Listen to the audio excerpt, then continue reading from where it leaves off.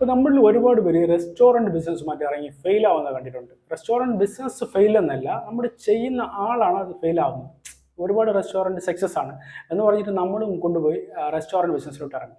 കാരണം എന്ന് വെച്ചാൽ റെസ്റ്റോറൻറ്റ് ബിസിനസ് തുടങ്ങാൻ എളുപ്പമാണ്, അതാണ് എല്ലാവരും റെസ്റ്റോറൻറ്റിലോട്ട് പോകുന്നത്.